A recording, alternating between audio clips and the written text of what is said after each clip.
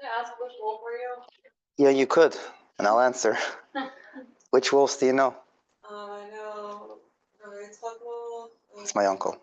Chicago? My father is Rabbi Aaron Wolf. Oh, thanks. You're from Chicago? I was in high school there. Okay. So that's the Wolves, yeah. That's my hometown, Chicago.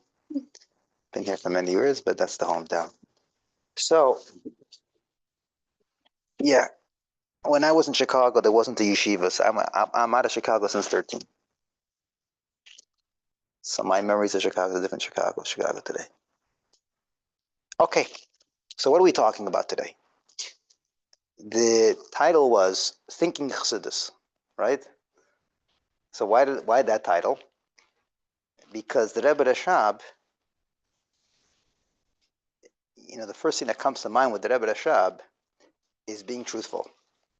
He very much demanded with the Bachrim called being a pnimi, which is you meet someone, you say, what do you do? What you do doesn't necessarily in any way express who I am. What they say, how they think, that's a different story. So there's a big emphasis in the Rebbe Rashab's, in my Morim, it's a thought. There's a lot of deep thought. So I'm going to pick one topic. But before we go into the topic, I think we should spend 6 minutes, 7 minutes discussing what is thought. What does it mean to think? Like, what does it mean to think? People say, I'm thinking, like by matzis, so you have to have people thinking l'shem matzis mitzvah. That's a fabricated thought. That's not how I think. That's what I'm thinking. So let's give an example of what thought means before we go into a thought process. What does it mean? What does it mean to think? So a nice example I once saw, and it goes like this. And I actually used it this week when I had Pekisha over. So we had a Farbrengen, and I asked them the following question before I get to that. So what's thought? Let's say you have a plumbing issue in the house. A plumbing issue in the house. The drain is stuff. Who do you call? Plumber. You call a plumber to fix it. So here is what thought is. Does anybody think maybe I should call a doctor? Maybe I should call a mathematician? The thought doesn't even enter the head because my mind automatically shouts out plumber. That's called thought pattern. That's called that my train of thought actually thinks this problem is attributed to plumber. I don't have to have a process to come to that conclusion. That's called a real thought. That's how I think. So I had over Pekisha students. So I asked them, I said, when you walk down the streets, you're coming down to this place called Crown Heights. And you see Chassidim walking down the street. What's the first thought that comes to mind when you see these people called Chassidim? Like, what's the first thought that comes? And I explained my question. I said, I once went to Amish Town. I came to Amish Town, went with the family. You're sitting in a horse and wagon. And someone in that wagon, it's not only me, asked me, he thought I'm Amish. So he started asking me questions about the town. I said, no. I'm a visitor here. I'm not Amish. And then it hit me. You can see, but you don't see. You can see someone, but you don't really see them. So the question is, what do you see? You can be in Crown Heights and see someone. You can be in front of a friend and see someone. What do you see? What's the first thought that comes to mind as a description of this individual? So I asked them. I said, when you see a chassid, when you see these people, one of them said ultra-orthodox. One of them said very strict. One of them said a chayim. One of them said a yid. The bottom line is, to test the thought, you have to see the first thought that comes to mind. What do I think? Not what I'm supposed to think. Not what I want to think, not what I should think, but what I do think. So I want to discuss in thought, take one topic, see what we think about it, and how we can leave thinking differently. It's a topic that's discussed a lot. And Rav Nissen Nemenov is a big mashpia. And he used to always say, the way to explain something is not to verbatim repeat it, but it's to find good examples that can somehow bring that idea across another world and bring it to another person with another vision. And I'll give you an example for that, just to bring this out before we start. Because it's so important that when we think, we don't mix up what we want to think with how we think. So otherwise we're going to kill the whole thing of thought. Thought is meant to be an honest exercise, not a badge of honor exercise in the sense of showing off what I'd like to know, what I do know. It's an honest exercise. It's like a surgeon who has to surgically find out what's really going on here. Thought cannot be confused with speech. Speech, you can talk what you want. You can say what you want. Thought has to be my thought. It cannot be someone else's thought. That's not thought. Thought is a brutally honest game. So there's another example to bring this out before we go into the world of thought. There were children learning math. And children come from the world. We actually say the word world. There's a world called touch and feel. Touch and feel. Then there's a world called seichel. Let me articulate this. You ask a child, how do you know the table exists? Because you can touch it. You can touch it. Sometimes they bite things. They have to feel it. But for a child to break out of the world of touch and feel and enter the world of logic takes time. Let me give you an example. You ask a child, do you want one candy today or two candies tomorrow? A lot of children will say one candy today. I don't know what tomorrow is. Don't tell me about tomorrow. The space of tomorrow is abstract. Someone who has logic, the space of tomorrow is real. It's real today. Logic has a reality because it understands tomorrow. It's as real as touch and feel. So tomorrow is real. You have to enter the world of logic to understand that. It's two worlds. So there's a good example brought down. There were once two children learning math, learning the world of logic. And the teacher is trying to teach them 1 + 1 is 2. So the teacher gives them an example. You have one apple and one apple. 2 apples together is 2.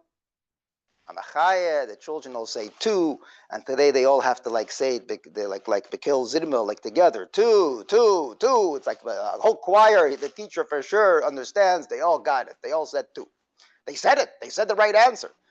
The next day he has the principal come to test the children to see what. So the principal says, I have 2 bananas. 1 banana, 1 banana. How many bananas do I have? Silence in the room. Dead silence. Teacher's frustrated. What's going on? Teacher says, maybe they didn't hear me. He says it louder. 2 bananas. Look, 2. Silence. The teacher looks to the smartest kid in the room. Tell him, please. So the student stands up and the student says, with all due respect, Mr. Principal, we only learned about apples. We never learned about bananas. We only know about apples. Logic has a world. You can see a banana and you can see an idea. You're seeing the same banana, but you're seeing an idea. To see an idea, once you see an idea, you see it all over. You see it in apples, you see it in oranges, you see it in pears. Chassidus has a lot of ideas. Too often, we stick with the apples and oranges, and we don't relegate it across the board. Chassidus can talk about the relationship of a Yid and the Eibishter. And we're like, yeah, it's so amazing how that mimer talks about relationship between the Yid and the Eibishter. No, they're talking about relationship. It's also between father and child. It's also between friend and friend. Happens to be talking about Eibishter. But if you're going to get that idea, you're going to see it all over. And when you see it all over, you can, then you actually understood it. If you don't see it all over, you actually did not understand it.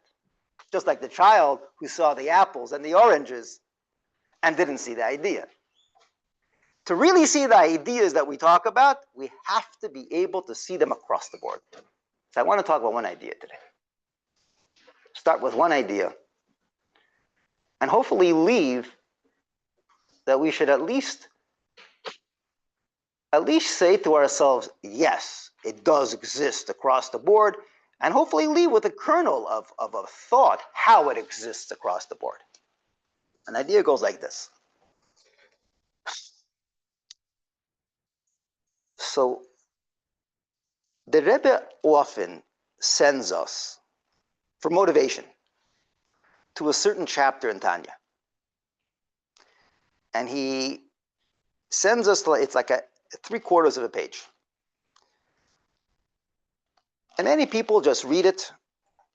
We all read it. And it doesn't seem motivational, if we're honest. And the word in the chapter is Perek Mem Aleph. 41, chapter 41 of Tanya. Whenever people have a lack of perseverance, a lack of commitment, a lack of energy to do something difficult, they feel like it's too much, the Rebbe sends us to this parak. But if we look at the theme of that parak, it's anything but enthusiastic. It's not energetic. It actually, it's more like in the scary part. It's more like how does that give me any enthusiasm? And the topic of Perek Mem Aleph is Yira. Now, if we're going to be honest in our minds, I'll ask you one question in the beginning of this thought process and one question in the end. The word Yira sounds scary or beautiful? It sounds more scary than beautiful. It sounds more scary than motivating. Let's leave from Perek Mem Aleph with one thought that can actually be beautiful and actually be motivating. And how can we see that not only in Perek Mem Aleph, but like the apples and oranges, how can we see that across the board in a relationship with a friend, in a relationship with a parent, in a relationship with any, because the relationship of the Eibishter is not only Eibishter, it's relationship. It's the same emotions that we have to relate to Eibishter, the same emotions we have that we have to relate to another. So if we're going to say something in Eibishter, it's got to also be in people. And the question is, how can we somehow make sense out of that chapter and turn it into beautiful, into motivating, into actually a thought process which can uplift me when it's hard to do something? Where am I seeing that? What does he say over there that's so uplifting? What does he say over there that's so motivating? That's what we like to do today. Fair enough? So let's jump in. I'm going to jump in like this. So usually when two people meet and two people want to connect, saying the word relate. So you say the Eibishter relate, people relate. I want to talk about the word amazing. People say he's amazing, she's amazing. The person is amazing. I want to leave with two translations of amazing. Amazing in Hebrew is gadlus. What is it? Gadlus, greatness. I'm just saying amazing because that's the word we use. If I say greatness, that's not necessarily the word that we use in common language. I'm trying to bring words in English. Gadlus, the gadlus of a person, the gadlus of the Eibishter. We say greatness. So there's two ways of saying the word amazing. And there's two ways how we use it. We use it actually mostly in one way. And maybe this parak of Tanya is going to share with us a new way how to call someone amazing. And if we find that amazingness, it's really amazing. It's beautiful. There's some amazingness that are nice. and there's some that are beautiful. And the Alter Rebbe here is articulating a unique kind of amazingness that's beautiful. So let's go to the ordinary amazing, and then to the beautiful amazing. What's the ordinary amazing? So two people meet and say, this person's amazing. Really, just so amazing, so nice. I really like that. What do they mean by that? So the way it works is every single person has their taste palette. They have a taste palette. They have things that they like, characteristics that they like, whatever it may be. Tastes, we have our taste. And when a person finds their taste, they say amazing.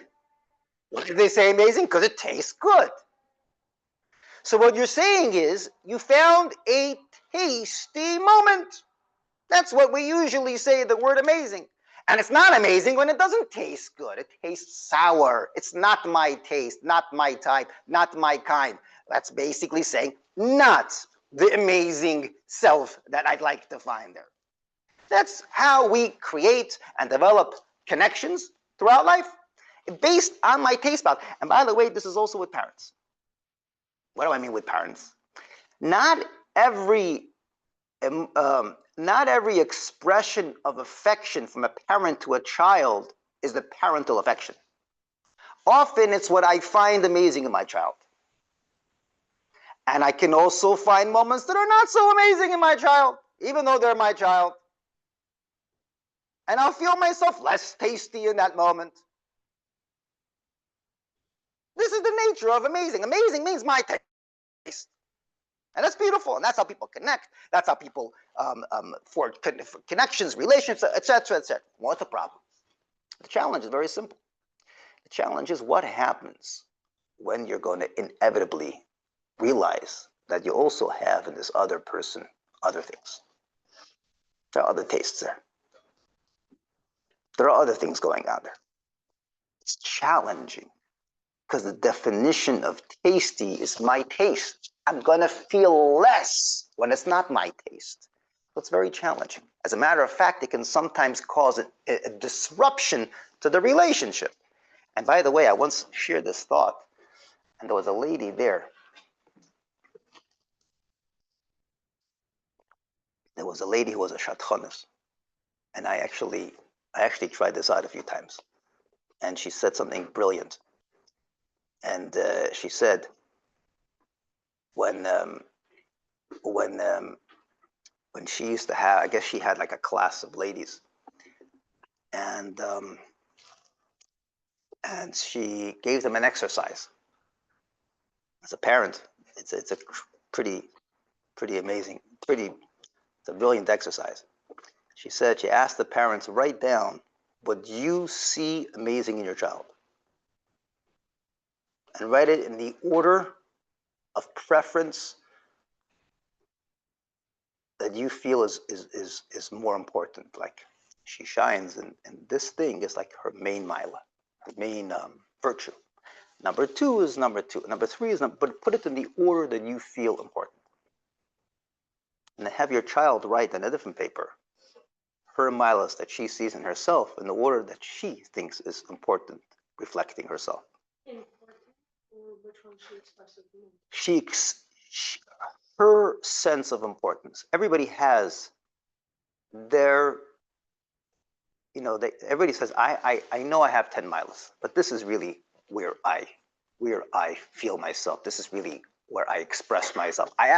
This is where I shine. This is this is where I toot my horn, if you wish. And it didn't match.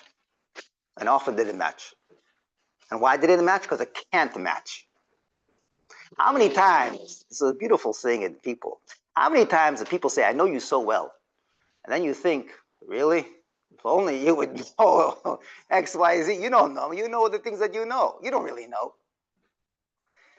You can only taste that which you taste. You can only see that which you see, but you don't really see the other. You don't really connect to the real other. comes along the Alter Rebbe in the previous chapters before this chapter and says that definition of connecting to people based on their amazingness, because you appreciate something in them, that will stop. That will have a disruption. It's inevitable. There's going to be a moment where you're going to realize there's a new mila that I realize in this person. There's something that I discovered, and that doesn't talk to me. It's going to inevitably happen because you can't clone yourself. And that area, you'll feel less inclined to connect. And you might even find something that doesn't talk to you. And you'll be torn because you realize that this person also has another place that totally doesn't talk to you. Even though that does talk to you, because people are so complicated. People have life experience. We're so multi-layered and colored and so many things to us that just because you found one thing, it's like coming to an island and finding one thing. That doesn't mean you know the whole island. Columbus discovered America. There's a whole universe out there. And you're going to discover that new America one day. Because not everything is amazing. By definition, the word amazing means some things are amazing, not everything. So what do you do when you encounter the real other? That's the moment when the passion that we had in the beginning will not be the same. It cannot be the same. But we are told that the connection to the Eibishter should be in the lashon of the Mishnah, kala k'bachamura. We're supposed to have the same enthusiasm for the things we do appreciate like the things we don't appreciate. How in the world can it be possible? I'm human. I have my sense of appreciation. So teach me how to appreciate everything. That's this parak. This parak is coming to teach us a new method. Says the Alter Rebbe, I want to teach you. I'm going to introduce to you a new way how to relate to people. And that way will open up a new world. You're going to be able to have the same enthusiasm, not only the same, but to everything about the other, to the real other, and the other will feel it, and then it's going to reciprocate back. It's a new channel of connecting to someone. This is this parak, opening up a new way to connect. What's that way?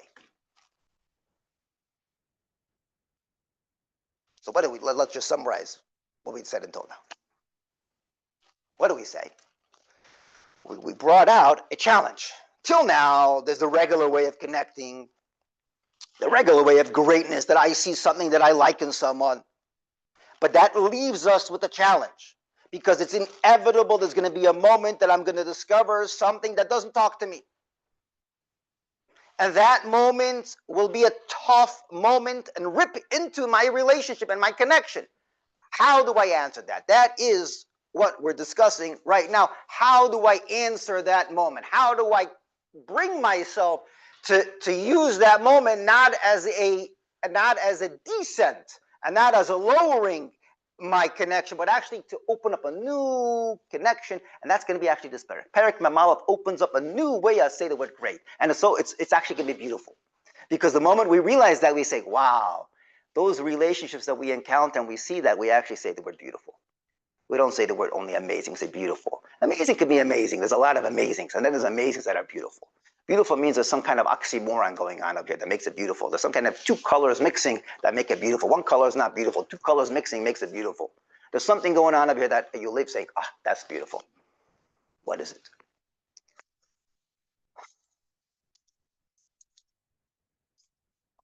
So the idea goes like this.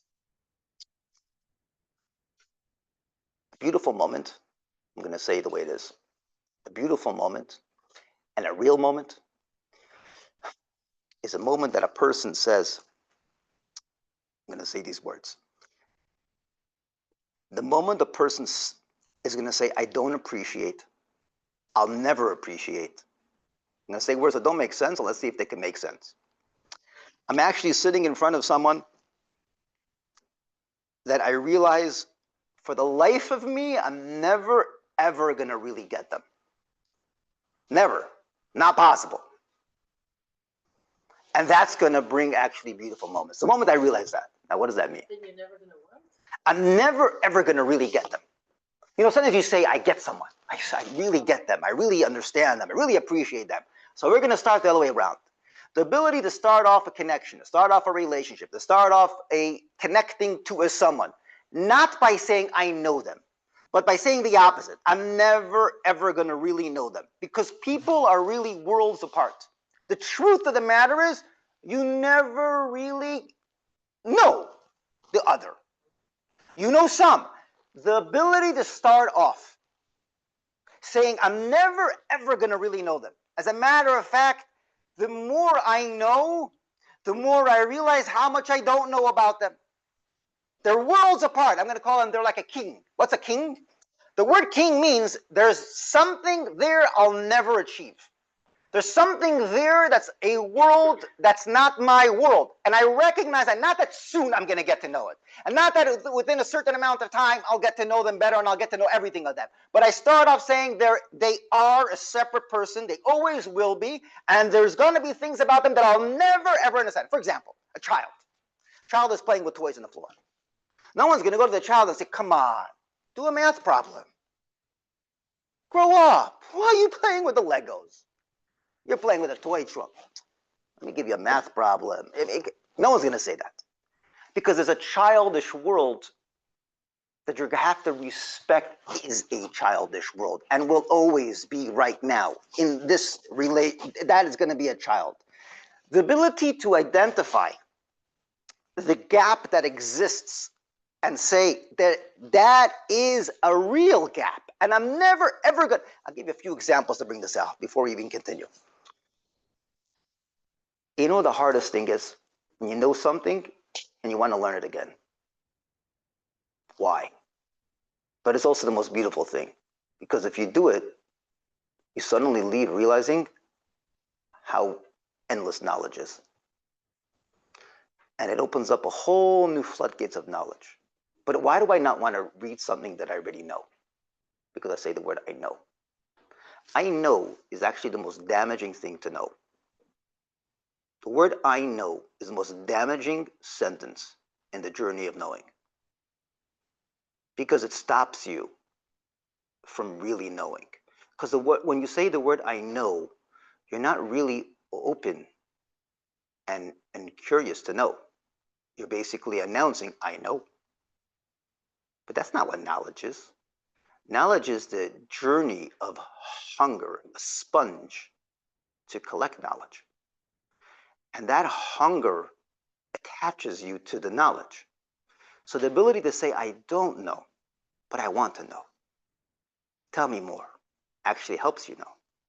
It connects you to knowledge in a whole different way. They say the smart Alex say, I know, and the geniuses say, I don't know. They're not interested in saying, I know. They just announce that they know. They're interested in really knowing. Approaching people and saying, I know what I know. I appreciate what I appreciate. But there's so much more to the person that I don't know, and I'm willing to explore and listen. I'm not walking in with, I appreciate, I have my understanding. Forget about what I know about this person. This person is a world of their own. This person has their way of thinking. I'm not going to guess. I'm not going to assume. Often before the other person says something, you know, you see these conversations that a person says something and you already guess what they say, and then you have an answer. Often in conversations, people are not talking. What happens is when the person's talking, I'm thinking how to respond. So it's basic, and then when they say something, then they say, you didn't even hear what I said. I did hear I heard what I wanted, what I thought that you were going to say, and I already had an articulated response. So no one is listening. The second definition is the ability to actually put yourself aside and pay attention to the real other. The real foundation to that is the ability to recognize they are a other. They're not mine. Often when we know someone, we kind of own them. I know them. Stop. And that's very, very hard. Because the more you know, the more you actually do know. So it's hard to say I don't know. Because when you really know someone, you actually know them. You do know them. You know your child. You know your real friend. The ability to say it in the most knowing moments, I don't know, that's the moment the real connection is born. The ability to say about your best friend, about your deep connection to your child, I don't know. I actually don't know something. I'll never know. But I for sure I know. I don't know. that allows you to know. That allows you to see. That allows you to see for real. That allows you to explore. That allows you to connect. And that's the moment a real connection is born. Because it's born because suddenly there's something beautiful here in the fact that you came to the realization that the other person has a life. They're not just involved with you. They have a life. And they have their own life. The ability for you to see that, that is the moment a real connection is born. And that is the moment suddenly I can appreciate them in a whole different way. Says Tanya, the following line. Says Tanya, the following line. The Eibishter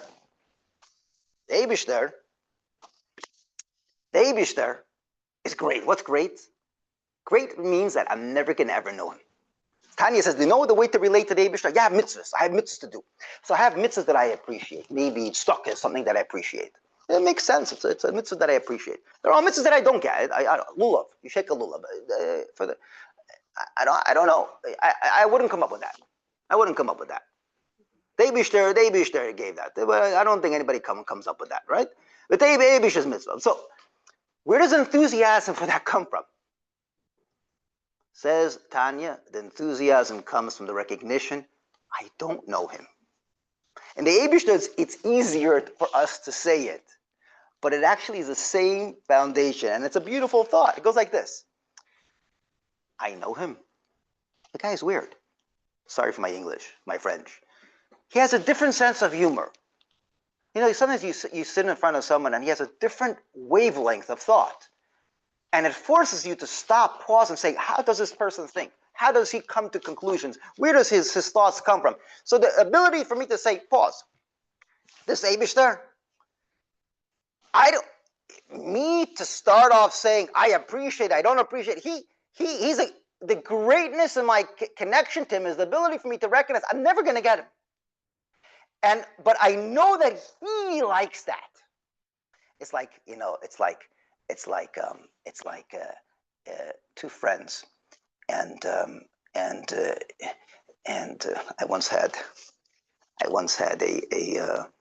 once learned with this boss of a company, and he tells me he only hires non-Jewish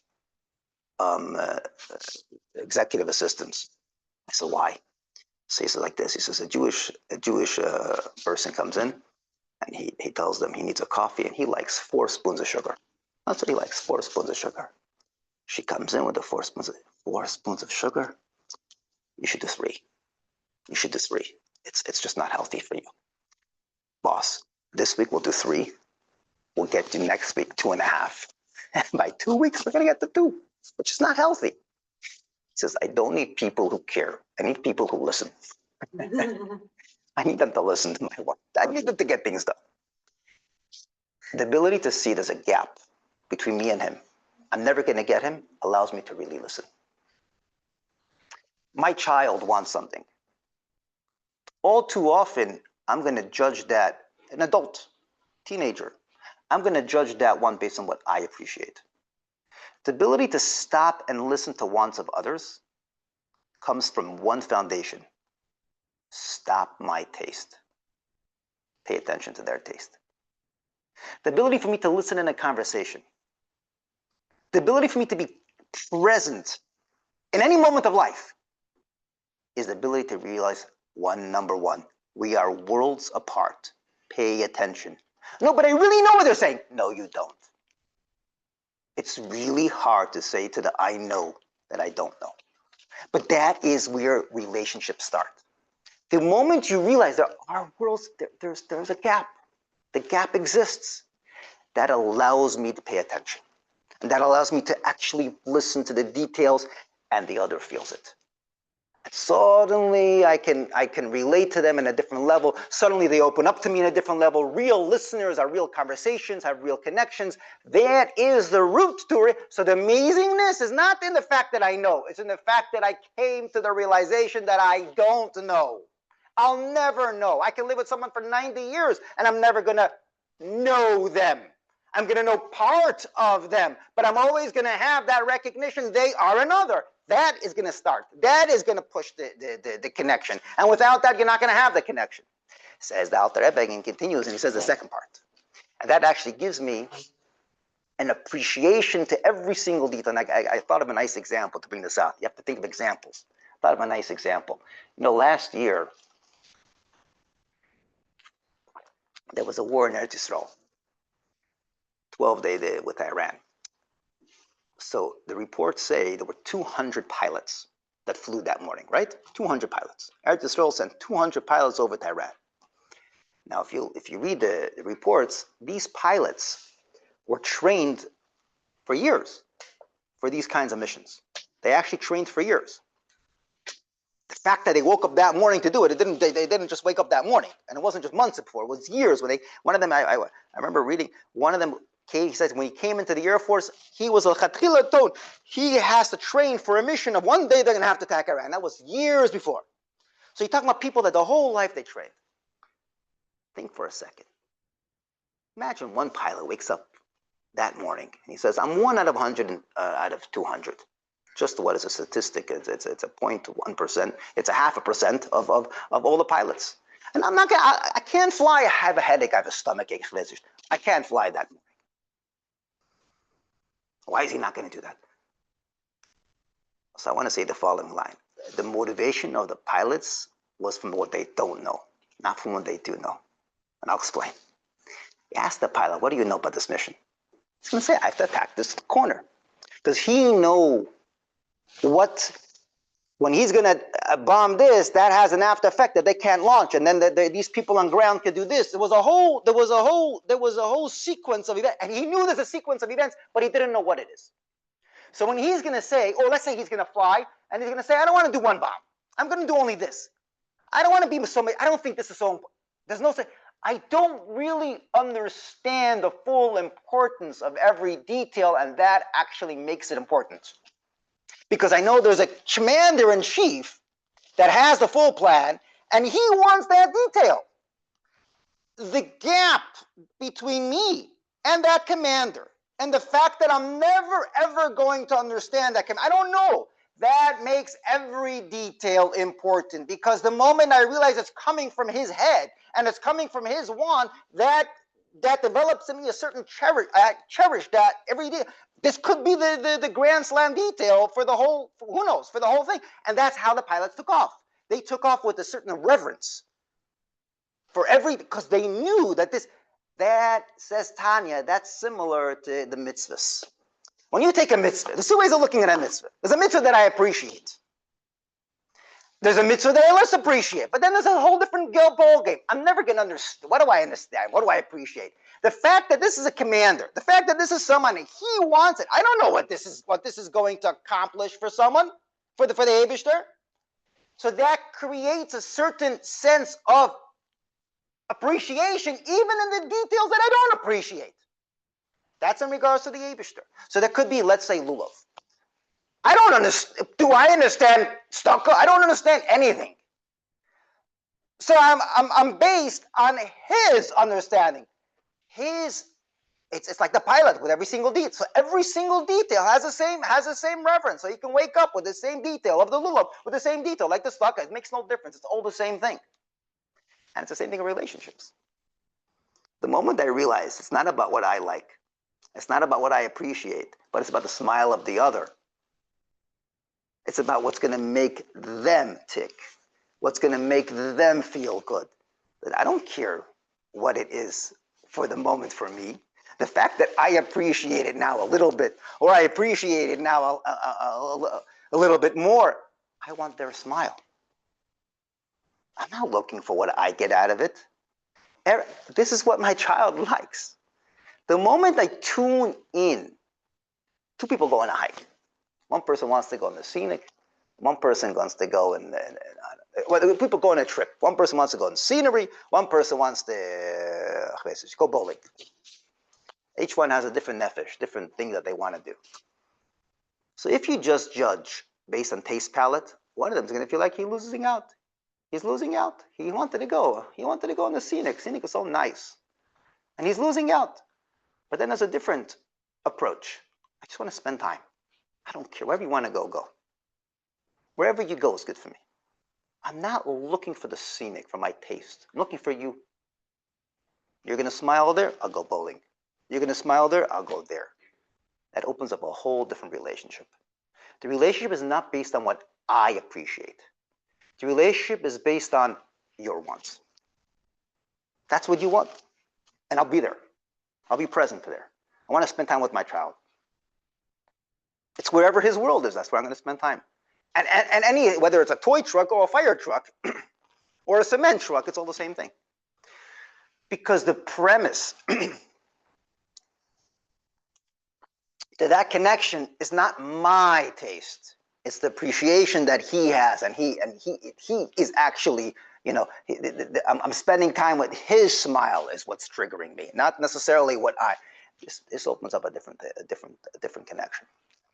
And I was thinking the other day. So in shul in the morning they have people that comfort tzedakah, and usually when you give tzedakah, so there's a you give for a cause, you appreciate, you give for a cause that you feel for, and so you probably you don't see this in Shachris in the morning. You have all Mishalachim come from Williamsburg, Borough Park, Stuka for this, all different causes. Sometimes you also have these guys that come, because every morning they come, they ask. So I was thinking, so on one hand, you can feel for a cause. Oh, this is Chassan Kala, this is Aniyim, this is Aleinu Yisoyim, whatever it may be, you can feel for a cause. So then you feel yourself. Then there could be someone who says, you know what? This guy was a nudge. He comes every day for tzedakah. I don't even know why he's collecting. But he's definitely a nitzrach. He's definitely someone that needs help. And it's a mitzvah of tzedakah to give him. So you give him just for the mitzvah.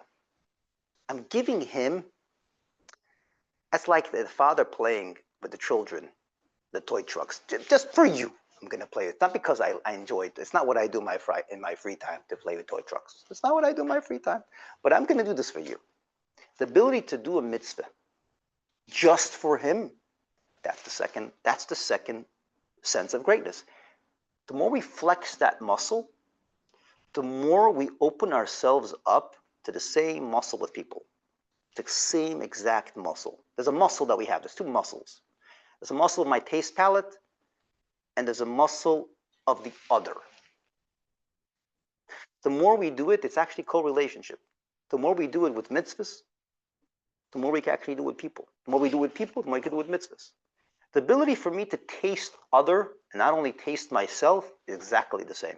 And that's Perek Lamal. Perek Lamal was coming and saying like this. A Jew was opening up his day, and he wakes up in the morning and he says, I'm not in the mood. Leave me alone. I don't, this, that. So we tell him, 1 second, wait. Do you know what's going on over here? There's a general who decided to pick you as a pilot. It's like that pilot in the day of the mission. This general invested koiches in you. He put you into this world. He gave you koiches until today. And he's deeply interested in you. And word deeply interested has a very deep connotation. A friend, an investor who comes to invest in your business is interested in your business. He doesn't ask you about your private life. A friend is a little bit more interested in you. A real friend is interested in your life. The Eibishter is literally interested in your life. He's showing, and who's interested? This guy who's the general, the chief of staff, like the guy who's in charge of everything. He's deeply interested in you. You wake up in the morning and the moment we pay attention that we're not alone, we're actually chosen to be pilots. And this is the game, and this is someone that really I don't get, and I'm never going to get. And even though I'm not going to get it, he chose to be interested in me. It's like that reciprocal feeling in a friendship. There's something. The importance we feel is not the importance that we get. It's the importance of who we are. He chose me. That gives a person. They say that there was a husband. He came out of jail, and he was in 770. Came out of Russia, and they found him there. And the next morning, he went to the 6 o'clock minyan. He didn't come home. It's 7 o'clock. It's 8 o'clock. It's 9 o'clock. The family was getting worried. Where did he go? 10 o'clock. They ran to shul. They saw him at 770. Saw him sitting on one of the benches. They said, "Should have been home. We prepared breakfast for you." He said, "You don't understand. I was in Sibir. In Sibir, I couldn't say Amen. I never said Amen. I come to shul, 6 o'clock minyan, and there's Amen, Yishmei Haba. I'm so excited. I never said Amen until now. This is like so amazing for me. And guess what happened? After the minyan finished, another minyan started. And they started saying Amen, Yishmei Haba. I couldn't stop. I was like, this is amazing. Like, I didn't do this for such a long time. And you know what happened? After the 7 o'clock minyan, there was another minyan. There was an 8 o'clock minyan. I'm still here. There was a 10 o'clock minyan. The ability to tune in and enjoy the others once, that's the most beautiful thing in life. The ability for me to taste my once, that's nice. That's nice. The ability for me to actually get the other, that opens up a whole new level of connection. And I'll conclude with a story.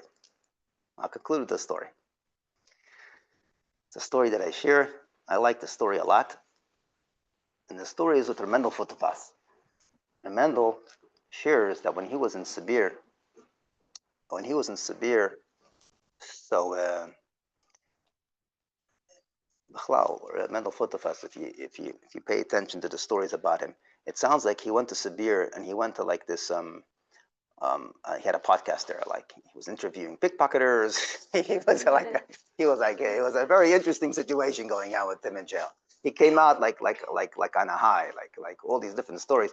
By the way, that shows in a personality. That shows more than anything else. Like some people, I mean, to be in a place and to choose to be there and to make a podcast out of a place that you're forced to be there, that's an enormous personality. All these stories that he tightrope walkers. It's almost like he went on a trip. Should I tell you where I went? Tightrope walker, a pickpocketer. I have this story and that story, and it says these stories forever and never. Like, hello, you're in jail. You should forget it. Like people don't want to even talk about their time in jail. No, a pickpocketer. I'll tell you the stories. So he says another story. The story that he says was he was once roll call. Story about roll call. What happens at roll call? In roll call, they try to dehumanize you. That's what roll call really is. In the Nazis did the same thing. They call you a number, not a name. It's all about dehumanizing you. So he said that he. Don't ask. Every time I think about the story, it's like weird. He was watching this guy. After roll call, the guy went to the corner, and the guy would gesture with his hands. Now, I'm sure there were a million people there in jail doing all different kinds of weird things. But for some reason, Mendel caught his eye in this Meshugana. He went to the corner after roll call, and he went like with his hands, like he's gesturing and he's doing things. Is he a magician? Is he like the guys on the subway that you meet and also doing these gesturing? I don't know. Anybody here make a podcast and the guys you meet in the subway? I hope not. You know. But he's. It's a good idea. It's a good idea. Okay, but be careful. So you know what do? So he decided he is interviewing this guy because he didn't do it one day. He did it every day. Every day, this guy would go after roll call to the corner and make with his hands. I need to know this guy's story. He's on my next list of interviewers. He interviews him. Tell me your story. So he did. Tell me your story. So the guy tells him a story. What did the guy say? The guy says, you should know, I used to be a 5-star general. Stalin threw into jail anybody of authority. Rabbanim, priests, and generals. Anybody who of authority, that's the type of a dictator. A dictator doesn't like people of authority. It's a threat, so he threw them all into jail. I used to be a 5-star general. So when they threw me in jail, nothing touches me. Like nothing can scare me. I've been in battle. I've faced death before. It didn't tell you. I wasn't afraid. But there was one thing that happened over time in jail that shook me to the core. After a while, I started feeling like a prisoner. I started feeling like a number. They call you a number. And I started losing my confidence, my inner strength. And I said, I can't leave prison like a prisoner. I've got to leave like a general. How do I do this? And I came up with an idea. After roll call, I walk to the corner, I close my eyes, and I remind myself who I am. I am not a prisoner. You know who I am? I am a general.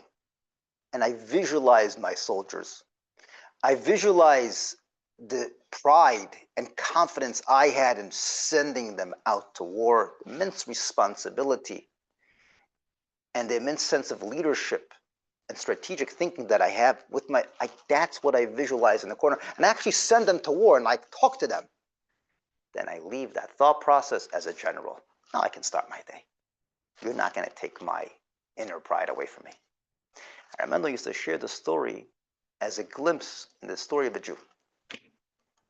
We're not prisoners. We're not shmegegis. We're not people that are just thrown under the bus. We're generals. The ability to recognize he chose me as a pilot.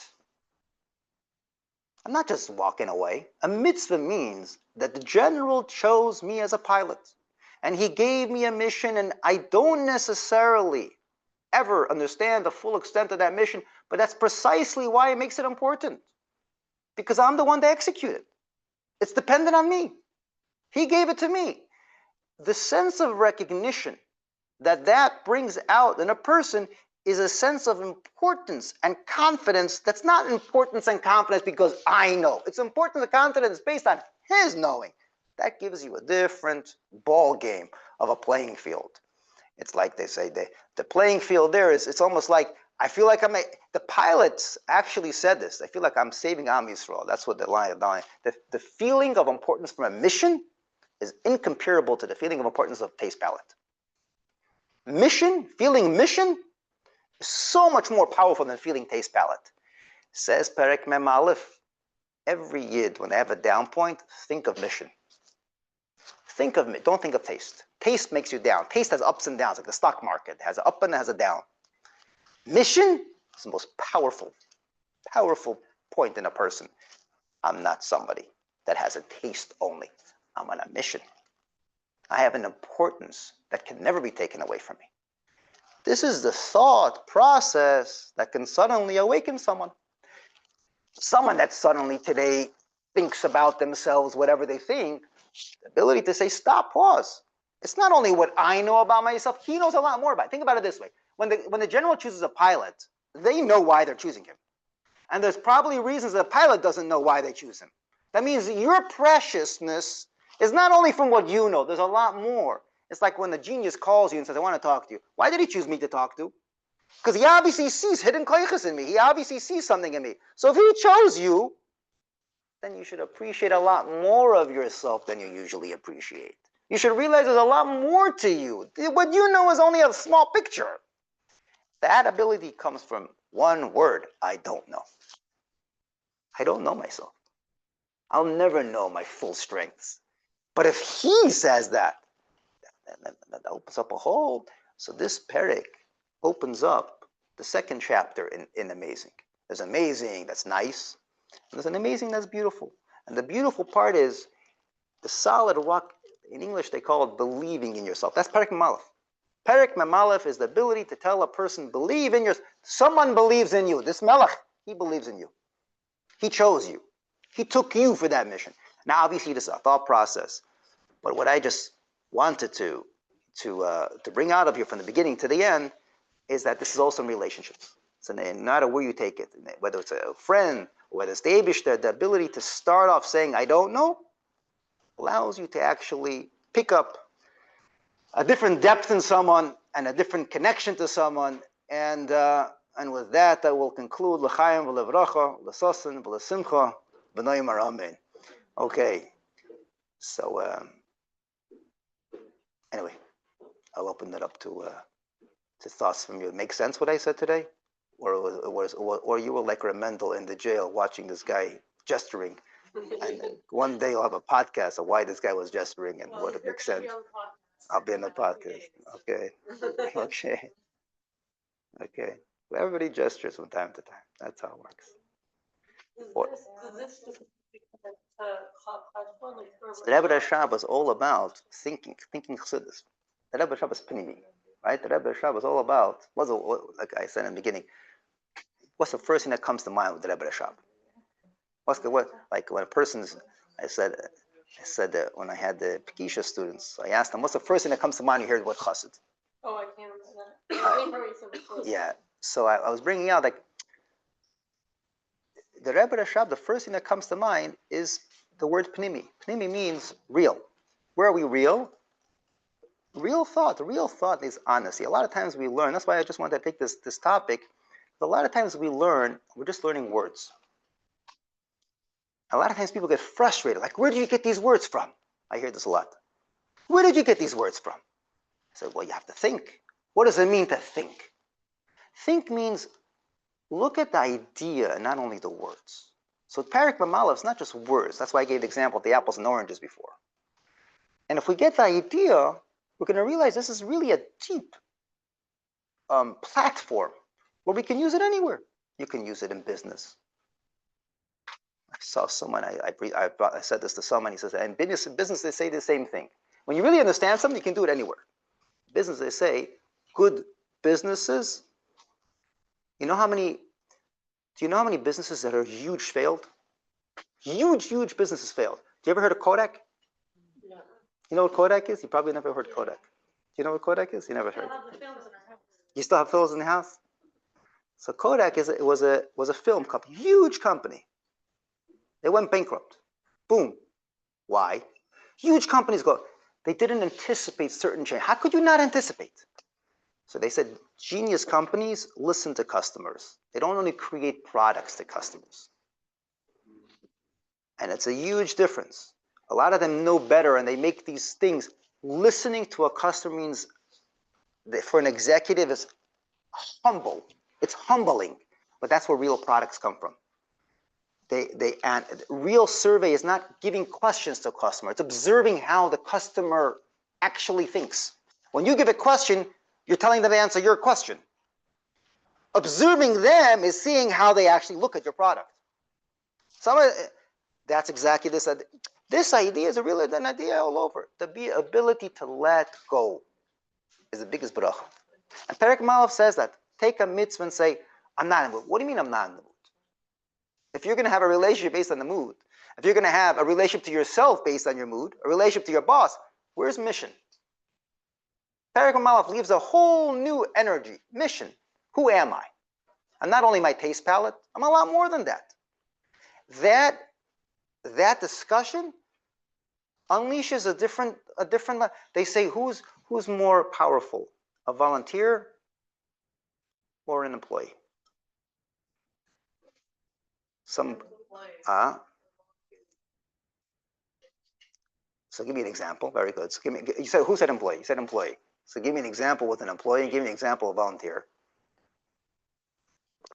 Let me ask you a different question. Who's more impactful, Hatzalah or EMS? Or who? Or what do they call themselves? The city paramedics. What do they call themselves? Whatever. The ambulance services. They're employees. They're employees. Why are employees? They get paid. Why don't they do a better job than Hatzalah? They get paid. Because Hatzalah's mission. An employee is money. Money has a limit. Mission has no limit. Mission is the most powerful drive in people. When people put mission into a relationship, that's amazing. That's beautiful. It's not just my feeling. I have a mission to make them happy. It's a whole different story. Imagine you put mission into a relationship. I have a mission to make my friend happy. I want to help them out. Not only I like them, I have a mission. You know what that does to a person? When the recipient feels that, he generates that mission back to the person. Suddenly this connection is a whole different connection. It's a nuclear energy and not regular energy. Because mission means the person. What do you say? Yeah, so it's the same as shlichut is mission. That's a different energy. And shlichut could be in anything. Could be a person in Kran Heiss has a shlichut. They feel like they want to have a chnas zar. They feel like they want to have Everybody has their, and you'll see, people have their area. But imagine we do this also in connections. Not only am I going to help am I going to relate to my friend, to the person that to my roommate, to my parents. What if that's when people turn on you? This happens to me. Happens to me. Like they make it. You try to explain yourself, and they completely misunderstand you, and they start blaming. What do you do? You're supposed to still like be nice and like, I don't want to be friends anymore. I really want. You said the word misunderstanding. But you said you said the word misunderstanding. I have trouble hearing you. You said the word misunderstanding, or you said the word purposely cruel? I think that they don't want to hear. Like if I'm trying to explain my side or how I think. See, they're just completely not listening. Not like it's a blame. It's like you don't want to be friends when it's like that. Okay. So your question is? Not a question. I don't know. No, my question is like, is it possible to save that? I don't even like if I don't want to even make it better anymore. Like, what's the point? I'll tell you a story. And you tell me if that addresses that. I once heard from a principal who had a student that was one of those students that had a frequent flyer blast to the principal's office. You know, those students that have frequent flyers. Yeah. They're always visiting the principal. And so he was a troublemaker. Not in the mode of listening to the principal or to the teachers. And they had the same question. How do we get across? How do we bring him to listen? Like he's not listening. He's into the next shtick that he wants to do. Right. One time, this kid was waiting in line for ice cream. And one of the ice cream shops. Yeah, he was in the ice cream shop. And the principal was the one in back of him. He came to pay, and he didn't have enough money. He had it short. He did. The kid, yeah. And he was like flustered. What is he going to do? So the principal, who was in back, offered to pay. And paid for that. So the child said, I'll pay you back. 1 second. The child said, I'll pay you back in school. So the principal says, no, I don't need it. What do you mean you don't need it? It's fine. I don't. Vabriyut. Enjoy. Principal shares that the unanticipated moment, it basically caught him by surprise. It was a strategic, it was b'hashgacha pratis, but what that did is, it also taught a lesson, interestingly, how even when people put up guards of not listening, you can catch them unguarded. Even when people put up guards like rails, stop, stay away.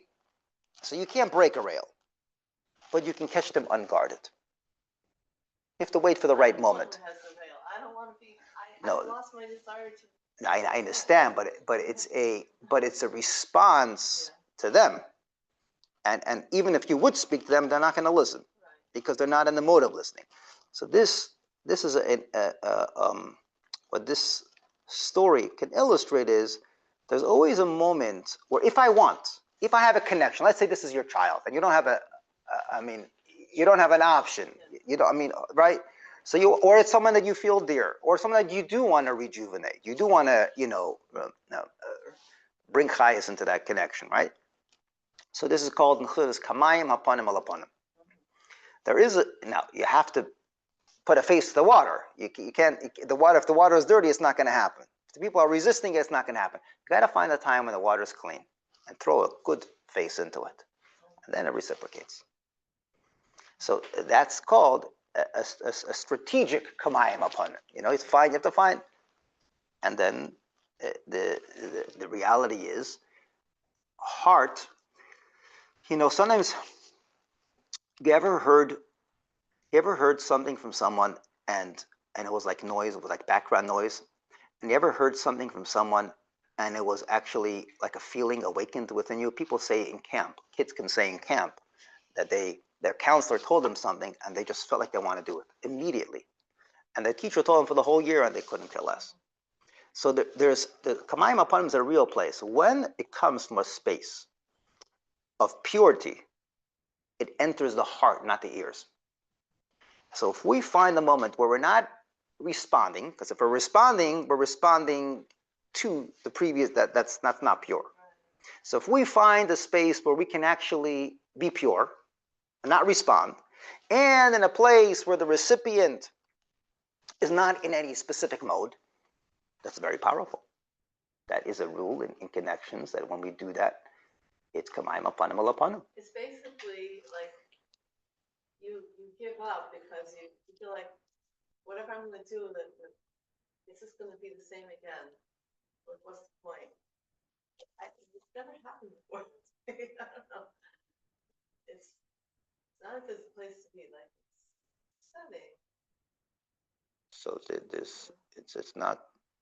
It's not like, how can you trust it? Like if it happened like that, why would I put myself in that position again? And then sometimes we have to also be honest. Maybe there's something that I can do. Often we blame others, and when it could be ourselves. Who knows? Maybe there's something that I said. Maybe there's something that I implied the other day, and I'm not being honest with myself. Who knows? No. So if it's the other person, then there's kamayim apanim. So you gotta, if. But there are always people who are. There's something called in Chassidus. It says there's something called lev ha'evan. People that have a heart with a rock in it. And then there's a line that says you can inspire, but not necessarily will the person act on their inspiration. Sometimes people feel a tingle in their heart. That person was so nice to me, but I'm not interested in responding. You can't do anything about that. You can continuously be nice and rekindle that.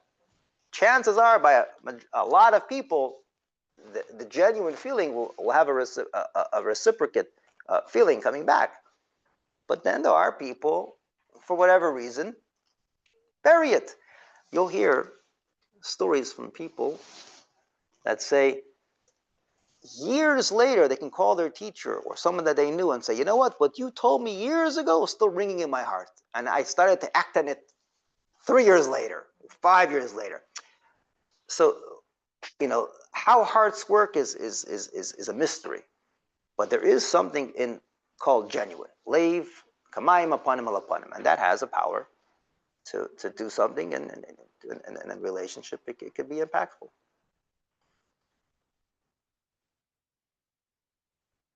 Say there? Okay.